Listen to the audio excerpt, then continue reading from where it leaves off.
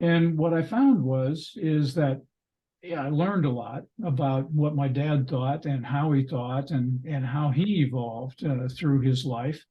And found a couple times when I discovered that he was a little smarter than I thought he was when I was 18. And it was also interesting to go back and picture where my mom and my sister and I were at when the time of that particular sermon was being done.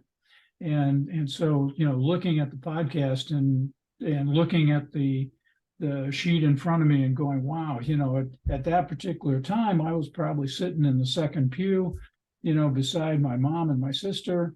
And there were probably 4 rows empty behind us because nobody likes to sit in the front of the church.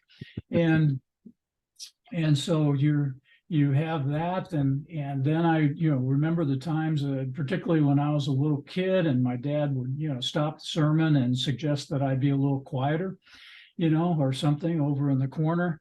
There are, one time when I was in high school and I was in the choir was on the side of the sanctuary.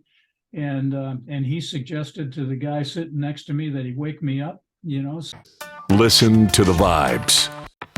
Welcome, everyone, to another episode of Listen to the Vibes. And very happy to welcome Mr. Gale Stark here. He has a podcast of his own, and it has a subject that I hold near and dear to my heart, which is it's biblical, it's godly, and you do mostly devotionals on your program, don't you? I do.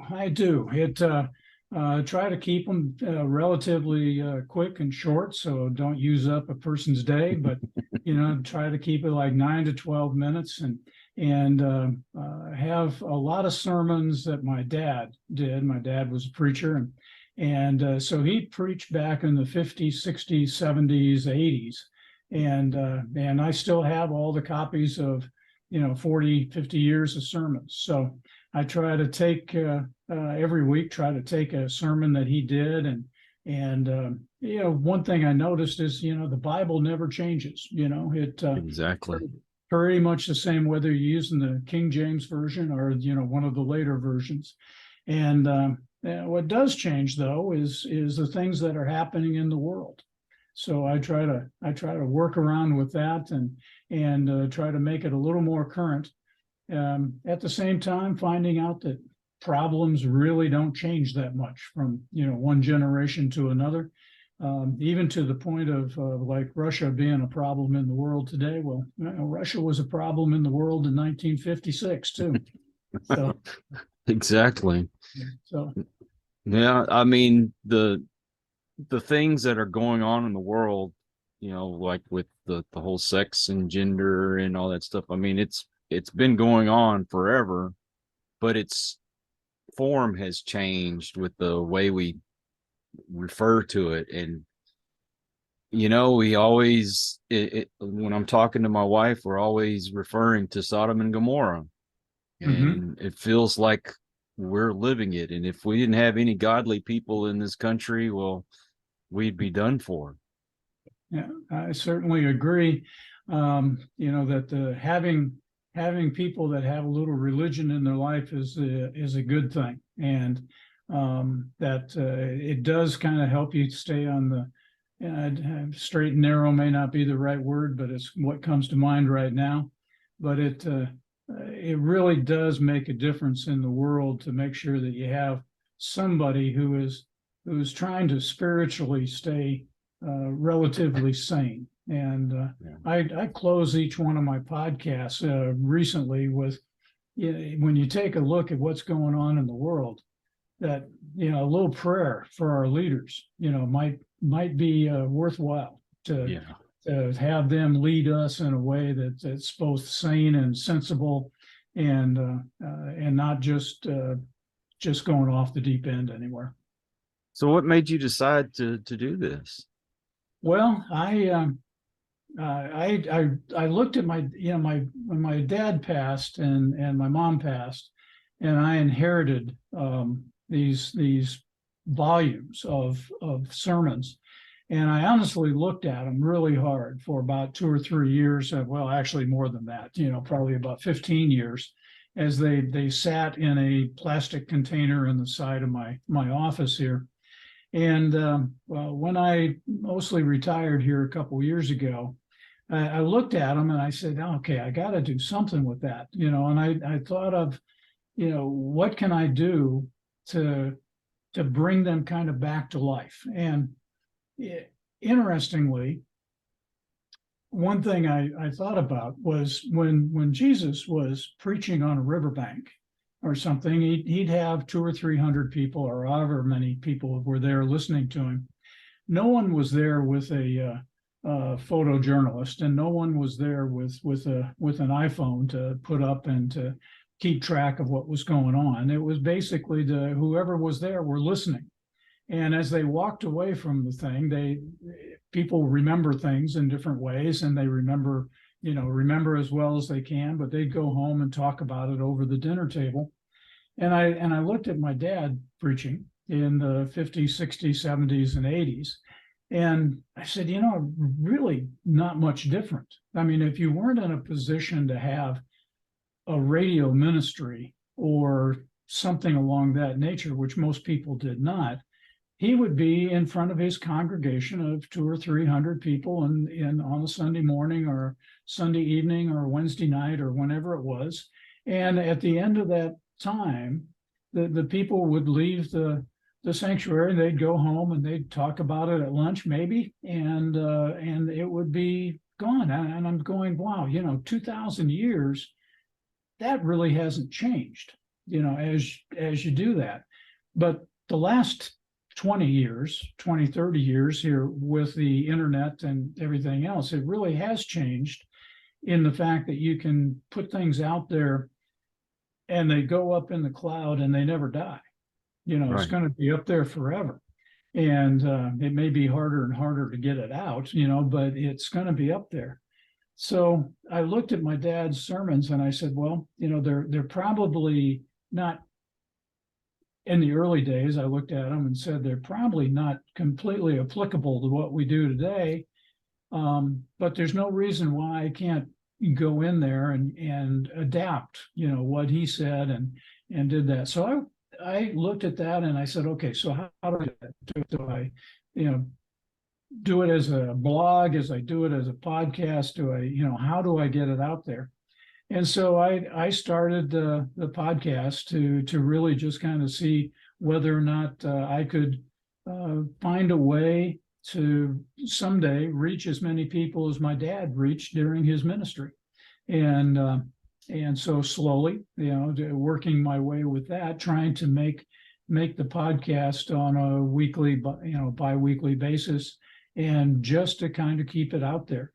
And what I found is that, I learned a lot about what my dad thought and how he thought and how he evolved through his life. And found a couple times when I discovered that he was a little smarter than I thought he was when I was 18. And it was also interesting to go back and picture where, my mom and my sister and I were at when the time of that particular sermon was being done. And so, looking at the podcast and looking at the sheet in front of me and going, wow, at that particular time, I was probably sitting in the second pew, beside my mom and my sister. And there were probably 4 rows empty behind us because nobody likes to sit in the front of the church. And so you have that. And then I, remember the times, particularly when I was a little kid and my dad would, stop the sermon and suggest that I be a little quieter, or something over in the corner. There are, one time when I was in high school and I was in the choir was on the side of the sanctuary, and he suggested to the guy sitting next to me that he wake me up. So there are times that it brings back memories that that you really try to forget sometimes. But so trying to just put his words back out there and in a way so that they're maintained and they're saved and they're going to be there for the next generation or two of my family, and hopefully somebody else gets some value out of it also. I know for me, the older I get, it seems the more sentimental I get. So I can Mhm. only imagine what that could be for you going through all those. Yeah, it is interesting of what kind of draws your attention. I've been asked, okay, do you remember a favorite sermon or anything like that? And I haven't, I want to, your dad, when it's your dad that's up there and he's the one talking every week. Well, what might be a big deal to him, it was just another sermon, that he was churning out as he did that. So they were all important. There was no special sermon. It was just more. It's more of a kind of a life story of just building and building and building, on what he was putting out there. So, and and he um, when he was starting, and when I say starting, I mean like in seminary, um, he said that he was concerned because he had always had a very simplistic view of what religion should be and what God is and what Jesus does, and it was basically that God is love, and Mhm. that he loves you, and he died on the cross for us, and he goes, it's really very simple. But he went to seminary, and we've all been around people who are studying in detail different things, and they want to argue very small points. And he goes, well, so they would take a scripture and they would take, word by word by word on exactly what it was meaning and everything else. And he was concerned because his his depth of belief was an almost child, in my mind, almost childlike. God is love. That he loves us. He's taking care of us, and trying to argue the scriptures to him seemed to be kind of counterproductive. And so it's not that he wasn't able to do that. He just wasn't sure that it was worth the time and the effort and the brain power sometimes to look at that. And when you have just, okay, your basic premise is that God is love, he's here to help us, and he's here for us, and you build on that as he goes through it. So, and he grew up as a Southern Baptist in Oklahoma. And so I am quite sure that there was a lot of hellfire and brimstone that was being talked about as he was growing up, because you go to a Southern Baptist fundamentalist church in the 1920s, and I'm pretty sure that they were more concerned about keeping you out of hell than they were about transmitting the story of God as love. Mhm. And so the fact that he grew up through this environment and came out of it with that strong a belief is interesting to me. So as I look at the sermons, though, in the early 1950s, now he actually started preaching in the early 40s, was a chaplain in the war and everything at that time, and had churches, but started saving his sermons in the 1950s.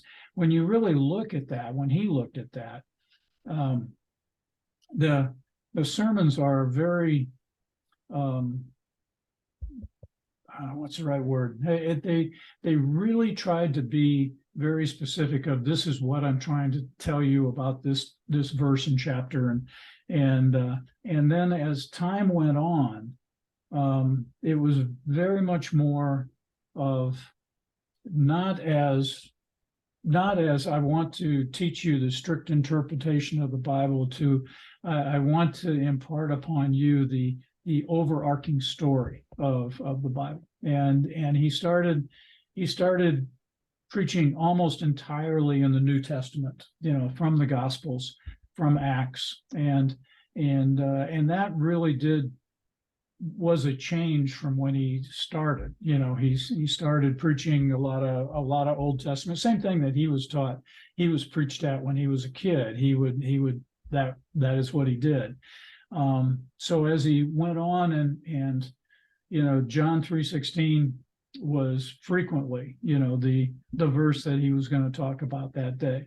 And obviously became, in my mind, that was probably his favorite verse in the Bible.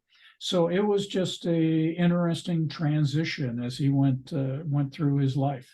And luckily, I was there during the. I was born in the 50s, but as a little kid, you're not really learning everything. You're learning the big picture. By the time I was at an age that I was really understanding what it was he was saying, he had gone into that evolution at that time. So, it certainly passed that on to me. Yeah. So It's really important that we teach about God's love. And I think today people have kind of perverted that, where that's all they say. Oh, God loves everybody, which is true. I mean, yes, God does love everybody, but I mean, we are his children. And if you love your child, then you're going to chastise them when they're doing wrong. And unfortunately, they're not teaching that part of it nowadays. It's just, oh, well, God loves everybody. But he does love you, but he doesn't love the things that you're doing. And if you don't chastise your child, the Bible says you hate them. Well, when you in my mind, there obviously is there's punishments that are there, if you don't believe in the Lord and you don't accept him as your Savior. And punishment, I guess, is as good enough word as any, but the fact of the matter is, in my mind, is that within the society today, if you go out and you commit a crime pick a crime, and you are going to be punished in accordance with the law of the state that you're in, and you're assuming that you get caught, and you're going to be punished by society, because of how the acts are and everything else. And again, in my interpretation, with religion, there's a lot of things, there's a lot of actions that can be done that may or may not be against society, but it may be against what the religion, what God wants, us to have our life being. And those punishments may not be quite as obvious, as they do that, at least not while we're in this realm of our life. So it is one of those things that you just, there's very few things in life that you just need to make that leap of faith and say, this is the way it is. This is what I believe. And that's not going to change. And I'm going to try to live my life in a way that God and Jesus is going to be proud of me. And if you push that as you go through life, I feel that that's going to make it so that things are going to end up okay as they do that. Doesn't mean you're going to be the wealthiest person in the world. Doesn't mean that you're going to be the healthiest person in the world. Doesn't mean that you're going to be the most popular person in the world. But it does mean that when you really look at things at the end, that things will be okay as they do that. Definitely.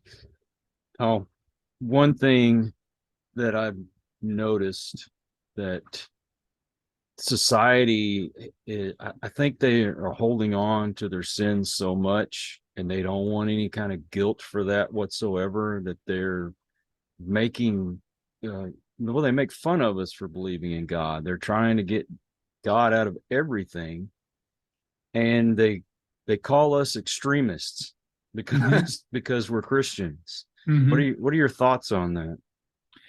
Well, I think that it doesn't really any type of activity that a person does. It could be mountain climbing. It could be, I'm going to be the skateboard champion of the world, or anything else. If you carry it further than what the average person sees as, okay, I'm comfortable with you, mountain climbing like this and everything else. But now you're mountain climbing 7 days a week, and you're hanging off by your fingertips and everything, and suddenly I'm not comfortable with that. And I don't see a whole lot of difference with a person who is a don't know how to say this correctly, but a ultra religious person, and a person who is just a very deeply religious person. Everything else. I mean, sometimes it is the fact of how it's presented to the populace around you, and whether or not you're maintaining your own belief and doing it, and how you're trying to influence the people around you. Sometimes people just take methods that are difficult to accept. So I don't know what the right answer is on that. Certainly, the way a person presents something, and the way that it's accepted, by other people, it really does make a difference. The person who is presenting it is I'm quite certain most of the time is very sincere in the fact that they're trying to do something good and everything. And sometimes they just don't pick the right method of how to present, and they make it difficult. And then sometimes the person, and now we're talking, what is your personality? What is how is it that you do stuff? It's not hard with some people for them to just bow their neck and go, look, I said this, and by God, you didn't accept it the way that I thought you should. So by God, I'm just going to keep yelling it at you. And sometimes people need to step back and take a look at how they're presenting things to the world, and see, okay, is there a better, more efficient way that I might be able to do this? And that's a little bit of give and take that has to be on both sides. Now, that doesn't mean that you become less religious, or you soften, the story that you're telling. You're changing the story at any time or any place. It's just a matter of how it's presented, when it's presented, and what the kind of reading the room, reading the audience as you go in and do that. And you can say that for not just religion, but I mean, my gosh, I mean, I have a friend that the only thing he can talk about is the Georgia football, and I mean, no offense, guy, but I don't really care about Georgia football, so it is, pick your topic, but it's to me, it's if you try to present something and you're not being successful, and you're hearing people come back at you as anger, or they're pushing you aside, well, think about it and find a different way. So Yeah, I agree. It's my belief that we're just supposed to relay the message, and if the person accepts it, they accept it. If they don't, they don't. I mean, it's not that you're giving up on them, but if you keep pounding it in their brain, and I'm not talking in a subtle way, I'm talking just, you know what I'm trying to get at. Yeah. You're going to drive them away. Right. And believe me, when I preached, it was fire and brimstone, but I also knew when it was time to give a softer message. It kind of depends on who you're talking to. You don't want to force that on someone right away, because you're scaring them. Right. You don't want to scare them per se, You want to draw them in, and then when they're a little more mature, then you can give them a little harder message. I mean, maybe Mhm. I'm wrong, but that's just the way I feel about it. Yeah, yeah. Well, and I don't necessarily disagree. I mean, the key is, I believe that we're out here trying to bring people to Christ, and in the best way that we can. I think that Hmm. um, when uh, I look at yeah, tithing, for instance, the church is always, whatever church you go to, it seems to be that they go, well, 10%, needs to be, coming back in here. Well, there's a lot of people out there that 10% is whether or not your kids eat and things. So, we got to be careful how we say it. But nobody said the 10% had to be money. That's right. Be your You time. know, yeah, give your time, give your efforts. I look at my podcast as a way of giving back, a way of trying to get the word out there, to try to do that. It's something that I have within my capabilities, to be able to present and hopefully be received well, and hopefully works, and helps a few people every now and then.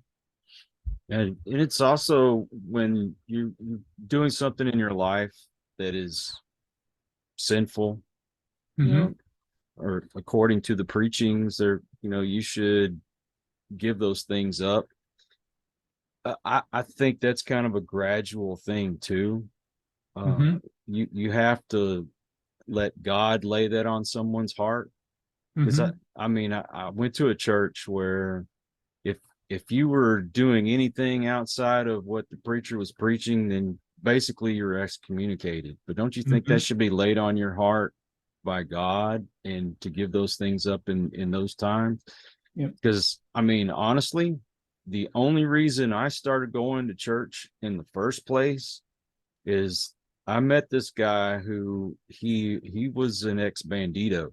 All right. Mm.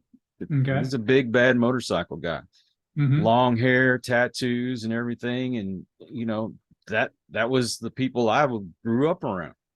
You Right. know, and so uh, I was an exterminator at the time, and I Hmm. was doing a termite inspection and stopped, and I saw his motorcycles, and I was first thing is, oh man, can I check out your motorcycles? And we talked about that, and Right. and I'm checking out his tattoos. I mean, I was covered with tattoos too.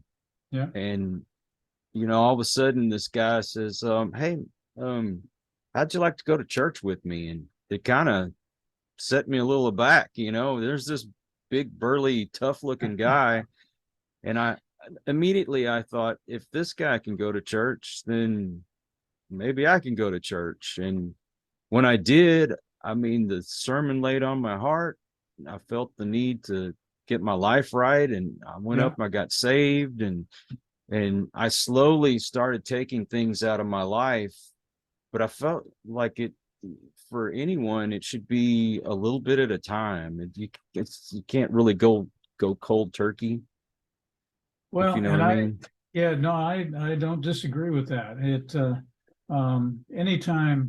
Anytime you try to take a bad habit out of your life, just cold turkey is one option, but it's not easy, and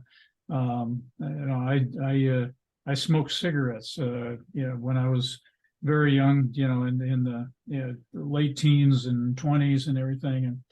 And one day I decided, well, I'm not going to smoke a cigarette anymore. Well, that was the worst, 2 or 3 weeks of my life. And even today, 50 years later, about once a year, I'll still get that urge, to, wow, I wouldn't mind having a cigarette right now, and not nearly as intense as it was, 40, 50 years ago. And that's, in the world of today, and the things that you can do as bad habits, that's a relatively tame one. Um, and to have other things that are there, um, just it's just hard. And I Mhm. think people set unrealistic expectations on themselves. when they sit there and they go, okay, I'm going to do this. Well, they expect it to be boom and done, and they are not ready, for the follow up that is going to happen, and they're not ready for the fact that they're going to have to hold strong to whatever it is they're trying to change. They're going to have to hold strong to that for the rest of their life. It's not something that happens easily. Now, belief in the Christ and belief in the Lord is certainly helpful, when you go through all that. But and it's certainly, the Lord does not want us to do things that hurt ourselves, or hurt other people for that matter. But it certainly is a challenge as you go through and you work with that. So, you got to applaud, in my mind, you got to applaud anybody who tries. Oh, yeah. There, and they go, okay, well, I recognize that, pick your vice. This is not good. I'm trying to change that. But I also think that people want to make it so that, okay, well, today I'm bad, tomorrow I'm good. And it's just not that sudden. They need to make it so that they can get steps, that they're walking through saying, okay, this, I made it today. I made it tomorrow. I just did things better than I did yesterday. And, if you, my way of thinking, if what you do today is a little bit better than yesterday, well, pretty soon, things turn out, better as you go through it. No, it's tough when you start looking at that. Interesting story though with the burly biker though. That I'm thinking of my own background, and there weren't a lot of burly bikers in my background, but so it makes me think about just exactly how that little farming community in Iowa that I spent my high school years in. If that burly biker had shown up there and walked around that town, what that reaction would have been. Could have been interesting. Well, I'll tell you, I did quit drinking and the drugs, and I chew tobacco, and I'd quit all that stuff when I first got saved. But there was still other things in my life. I mean, granted, they're not as bad as a lot of stuff that goes on today, but I mean, sin is sin, irregardless. But I'd quit cold turkey and started to get into like going on visitation, and got into preaching myself. And I was doing wonderfully. And I'm going to say, if you don't keep your eyes on God and you keep your eyes on people, you're going to fall. Because what happened to me is there was a guy at the church who was going around telling rumors. And instead of just telling him, hey, I don't want to hear about it, he told me these rumors about people. And I guess he got caught doing it. And he turned around and he told the preacher that I was the one doing it. Well, I didn't even get a trial. I automatically got all my ministries taken away from me. And it just, I was shamed. Okay. And I tried to hang on, and I guess that's a bad way of saying it, but that's the way it was. I was hanging on. And then another ministry came up. The preacher was going to give me a chance. He said, okay, I'm going to put you in charge of it. When the day came that he was going to announce who was in charge, he gave it to someone else. And I felt defeated. And I lost. I didn't keep my eye on God. I got mad at the preacher and just gave it all up. I walked away from the church, and I stayed away from the church for years. And I went right back to the drinking, the drugs, and then things got worse. I started whoring around. And if I hadn't met my wife that I have now, I'd probably still be on that path. She's the one that encouraged me to start walking with Christ again and staying on a spiritual path, Mm-hmm. and I'm taking things a little slower. All But right. I don't drink anymore. I don't do the drugs anymore. I ain't gonna lie, I still have my dip, but I want to be a better example to not only my children, but I have grandchildren now. Mm-hmm. So I try to watch my language, and I'm trying to be a better person, but I'm doing things slower, and Right. I hope that I'm doing things right this time.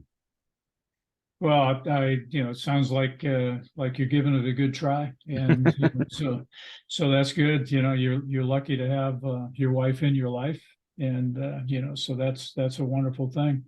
But nobody's life goes smoothly.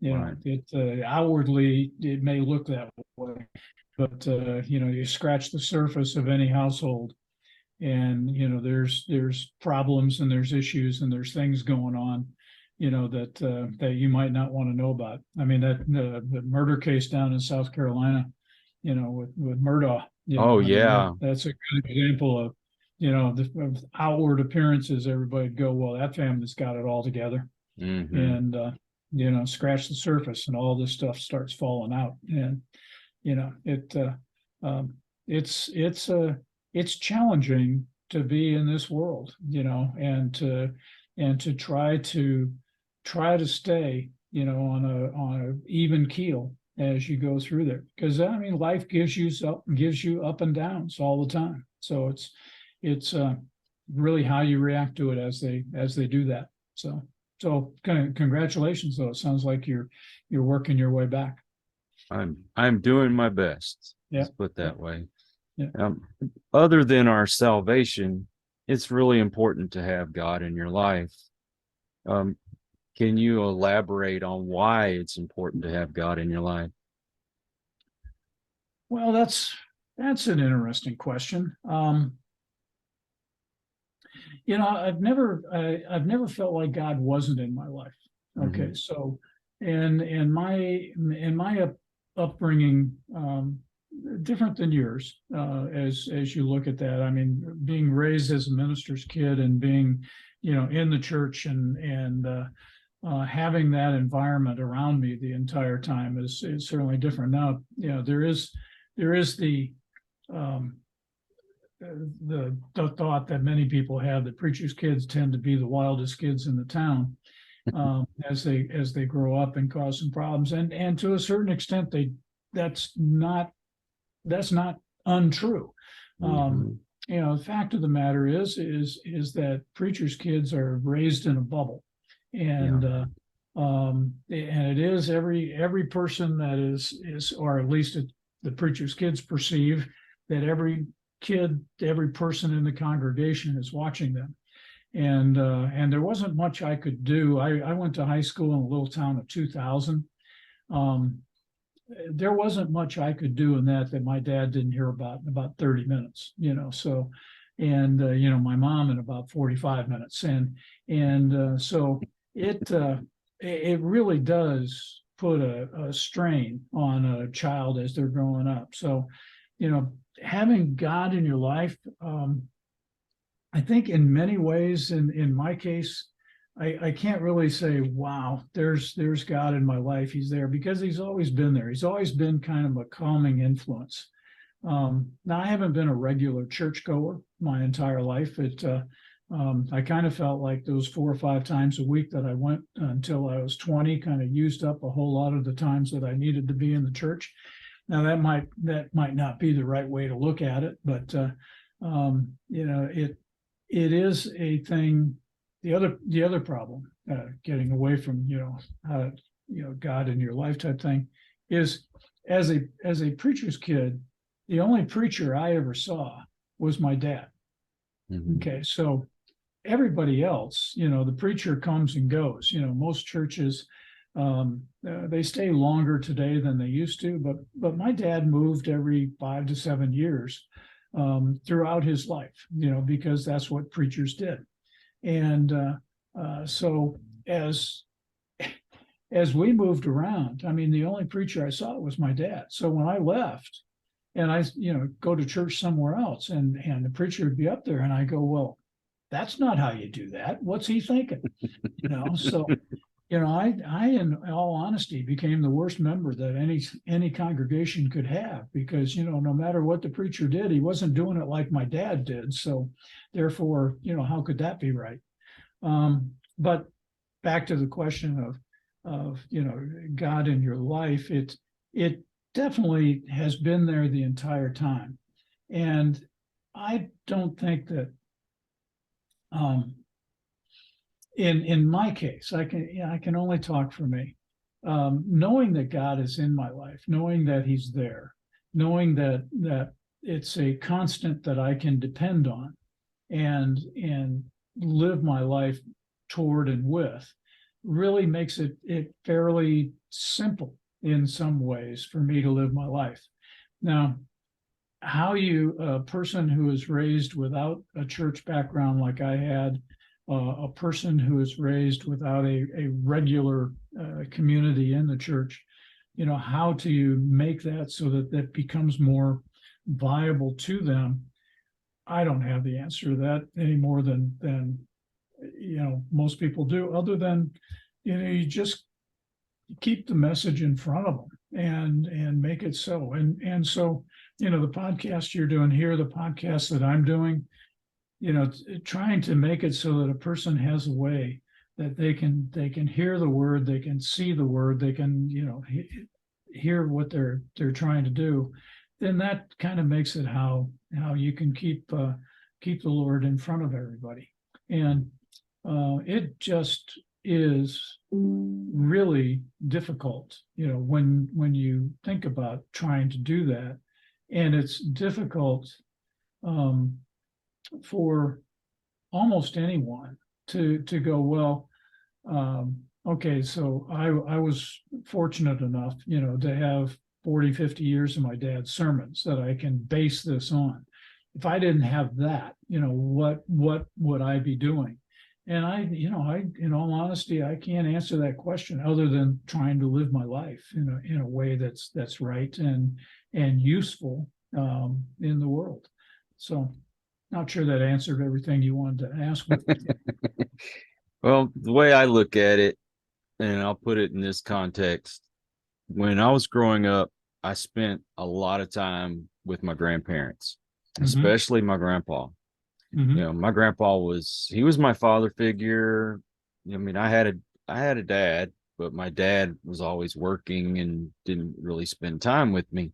Well, grandpa, I'd get to work in his wood shop with him, and we did all kinds of stuff. He taught me how to shoot a gun, and Right. how to hunt squirrels and that kind of thing, And I talked back to him one time when I was little, and I stressed one time, and he paddled me, and it hurt my feelings more than it hurt my butt. Yeah. Yeah. And from that point on, I was a little more conscious of the things that I did in front of my grandpa. So and not once, even in my adult life, did I ever say a curse word or talk back. If he told me to do something, it was yes, sir, and I did it. And I mean, of course, you're going to make mistakes from time to time. And grandpa, he was loving enough that he would allow the little mistakes. And so he never really had to get on to me, really get on to me from my whole childhood. Right. And so I look at it as, if you don't have that father figure, then you're not so conscious of the things that you're doing. Because when I was separated from him, I was cussing and spitting and fighting and all that stuff, Yep, being a boy. being a boy. And I got into a little trouble, and that kind of thing. So as a society, if you don't have that father figure to keep you in line, and AKA our Father in heaven, Right. then I think you'll tend to not be so conscious of what you're doing, and just, it's a free for all. And Yeah. I think you see that nowadays with our perversion and sexuality, and I mean the sex on TV and movies, and I mean just in everyday life, things that you don't even need to sexualize is being sexualized. They're sexualizing children.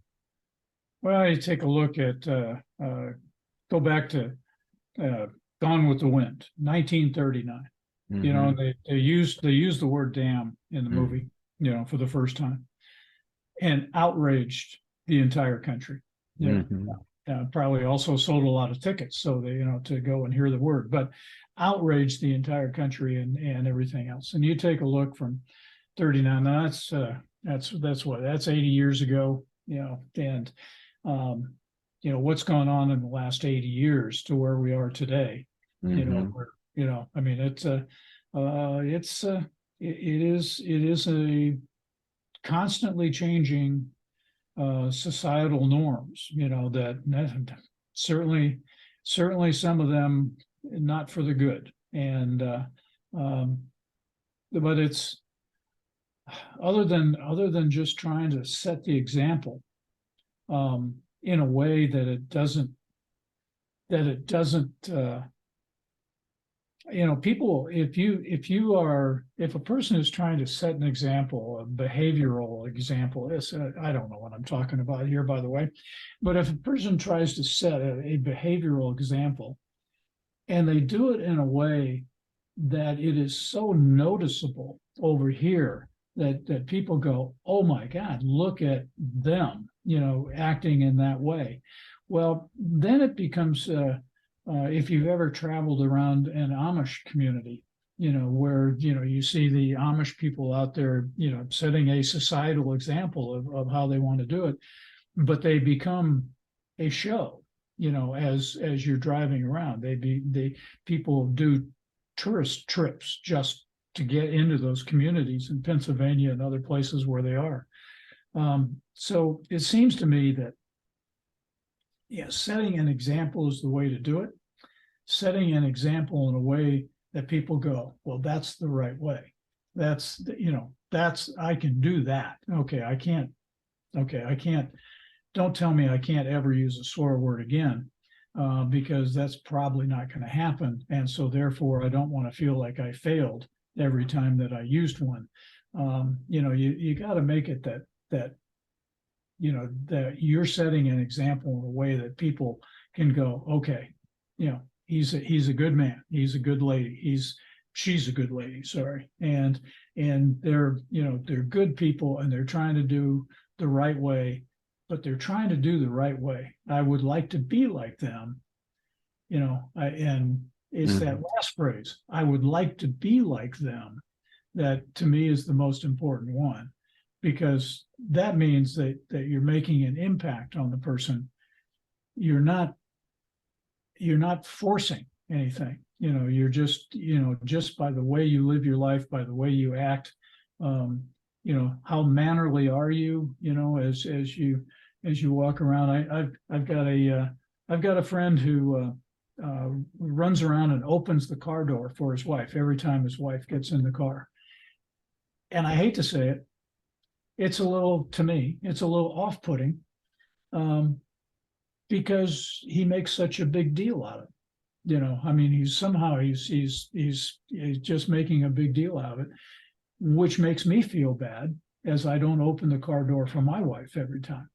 And so I, you know, live your life in a way so that people want to be like that, but without feeling bad if they can't, you know, make everything, you know, there's such a fine line there of how you make it, you know. So that is that's me talking without any knowledge or any experience. So anyway.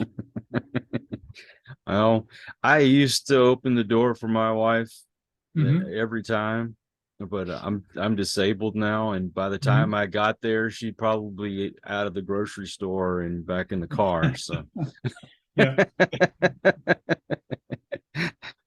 Mm, well, I mean, I think it's important to emulate the best of human nature, the mhm. you know, be as close to Christ, but you know, Christ wasn't always pleasant. Sometimes No.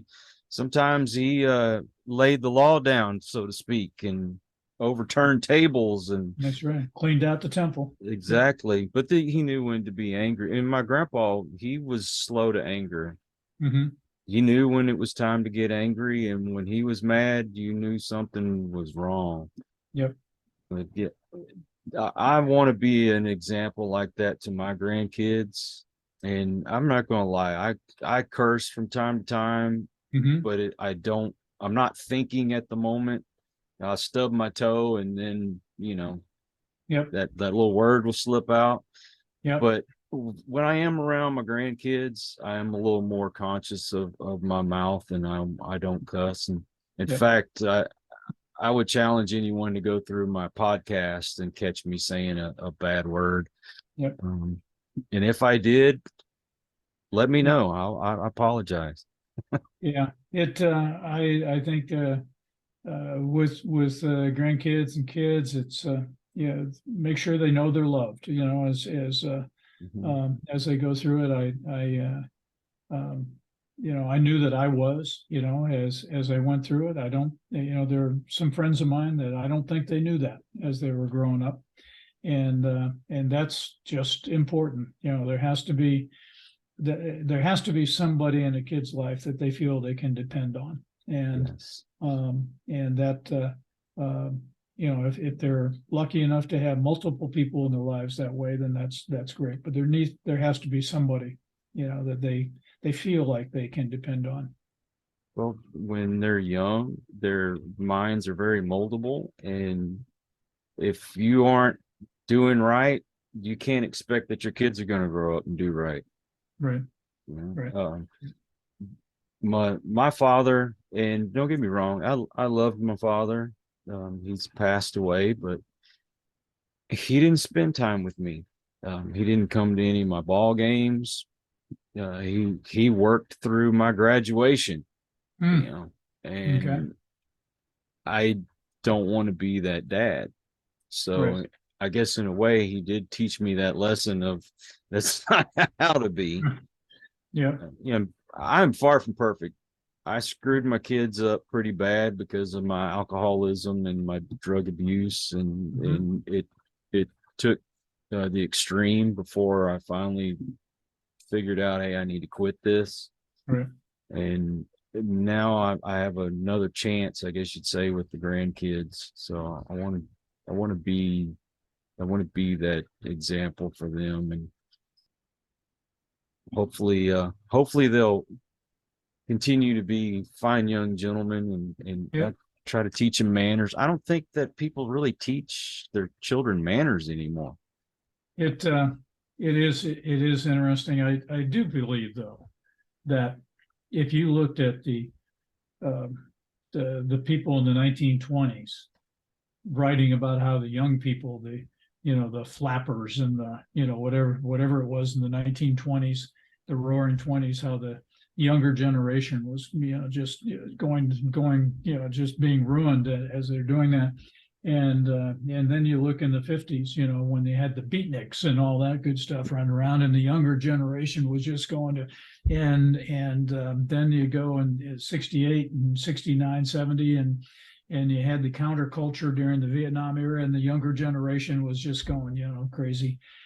It's almost a generational thing, Mm. as you do that. I don't think I would hate to think that we raised our kids worse than any other set of parents in the history of the world. I think that kids are just, they're kids. And part of growing up is challenging the people who are your parents and who are the people above you.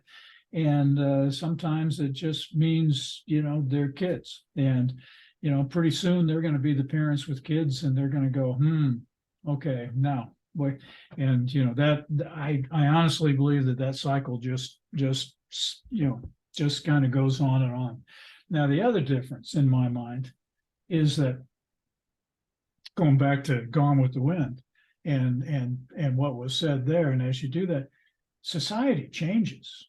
Mhm. I mean, what's acceptable in society changes dramatically over a 20, 30-year period of time. Doesn't mean that everything is totally terrible. Sometimes the changes are for the good. There are changes that probably could be reeled back in a little bit as you do that. But I personally try to think in a very positive light that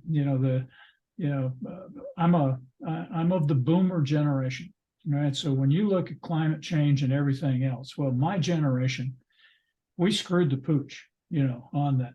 We definitely messed up the world, as we look at that and everything that we have done with the climate change, not on purpose. I mean, my gosh, we're not totally stupid, but you take a look at what we're doing and the emissions that we're kicking out of the cars and everything else, and you look at the science that does that, and there is no question that we screwed the pooch.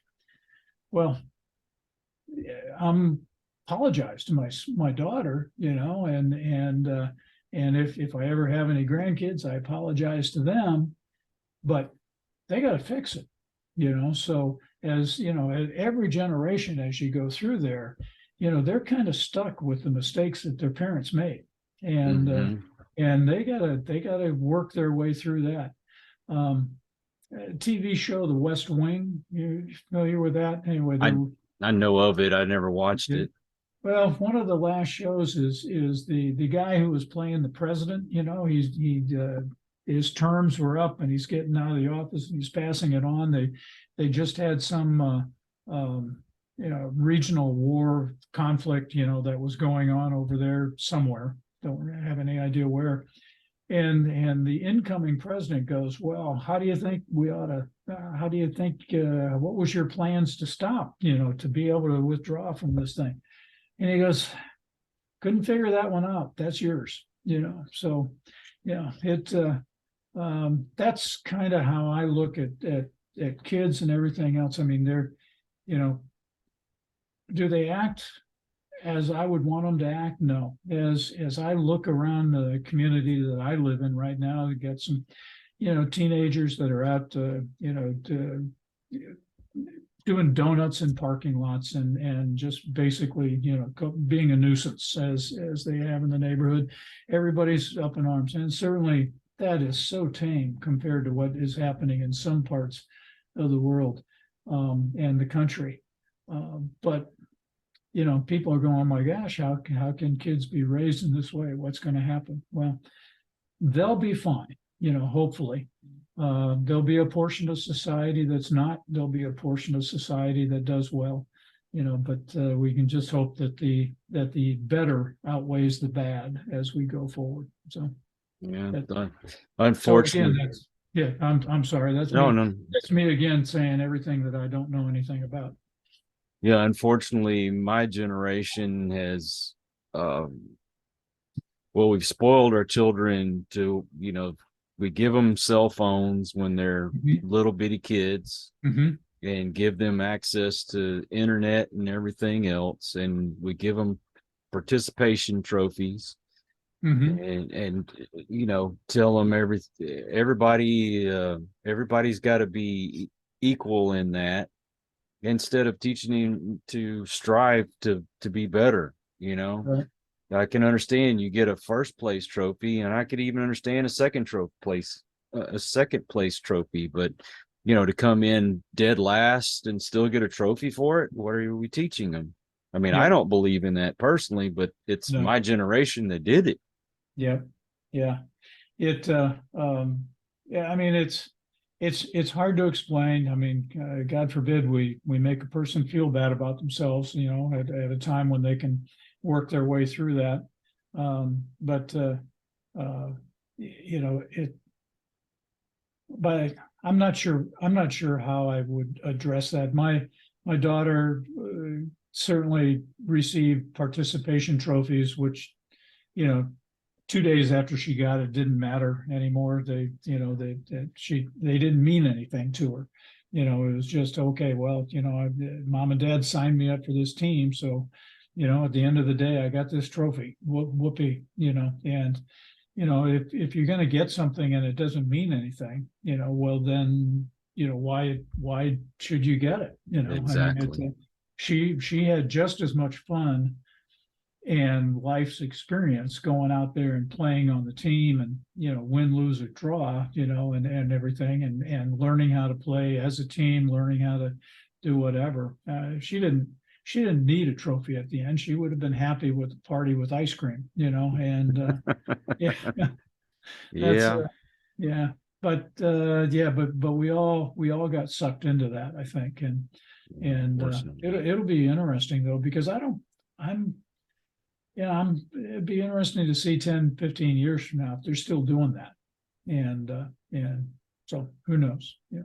Well, hopefully the next generation will look at things like I did with my father's. I don't want to do things that way. I want to do Mm-hmm. things a better way. Mm-hmm. I have talked to some young folks that uh, they seem like they got their head on straight, and Mm-hmm. they feel pretty much the same way we do. Right. And well, we can't give up on people. That's the main thing. And That's right. hate the sin, but love the sinner, and try to be an example. But Right. it is important that we care for each other, and instead of this division that we seem to be facing right now. And but how do folks listen to your podcast? Well, the podcast name is Son of a Preacher Podcast by GW, and and it's available on just about any of the podcast platforms. So, Son of a Preacher Podcast by GW. You can Google it, by the way, and it will link you up with something that you can listen to. Doesn't take much time. I try to keep them about 9 to 12 minutes, and so kind of a quick and easy thing that you can do. I've been doing it for a couple of years now, so if a person wants to sit there and do it on a daily basis, they certainly can. And what all social media are you on? Well, like the gosh, what I have a little bit of a Facebook account that links in with my own, but you can search for that on Facebook. But I don't have an Instagram or anything like that. Yeah. So haven't done nearly as good a job with the social media as I should. What I yeah, certainly everything going on, have to really think about, what social media I want to be on. I do recognize that in order to grow the program, that I should be on more than I am. But it is what it is at this point. Yeah, I agree. I mean, it's very helpful to have a good social media presence when you're doing what we do, so you can get Yeah. our episodes out and people can find us. But I'll be honest, the last couple months, man, I have just kind of walked away from it. I might check it every once in a while and maybe Mhm. like a post here or there, but as far as posting stuff myself, I've been very lazy about that. I need to get better, but I don't know. I'm just kind of sick of Yeah. social media. Yeah.